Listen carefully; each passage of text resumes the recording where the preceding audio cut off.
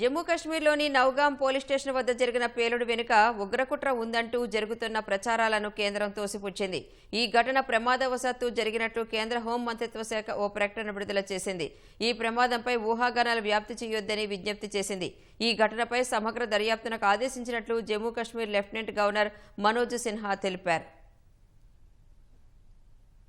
జమ్మూ కాశ్మీర్ శ్రీనగర్ శివారులోని Nowgam police station వద్ద పేలుడు ఘటనలో మృతుల సంఖ్య 9కి పెరిగింది. మరో 27 మంది గాయపడ్డారు.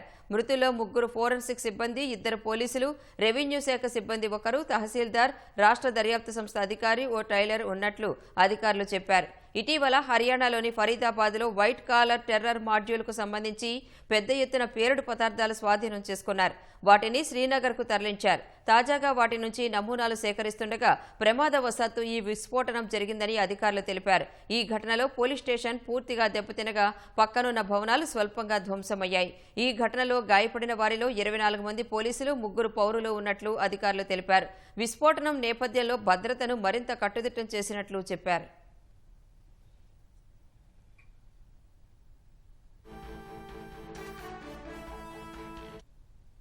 అటు ఈ ఘటన ప్రమాదవశాత్తు జరిగినట్లు కేంద్ర హోంశాఖ పేర్కొంది. ఈ మేరకు Jammu Kashmir division joint secretary Prashant Lokhande ఓ ప్రకటనను విడుదల చేశారు.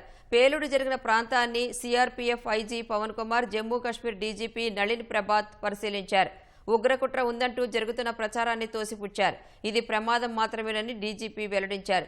ఫరీదాబాద్ నుంచి పెద్ద మొత్తంలో స్వాధీనం చేసుకున్న పేలుడు పదార్థాలను ఫోరెన్సిక్ కోసం పంపేందుకు సిద్ధమైనట్లు తెలిపారు.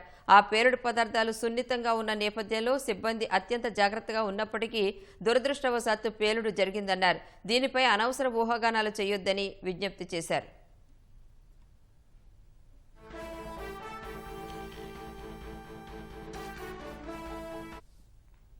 ఈ ఘటన అత్యంత విషాదకరమని జమ్మూ కాశ్మీర్ లెఫ్టినెంట్ గవర్నర్ మనోజ్ సిన్హా అన్నారు.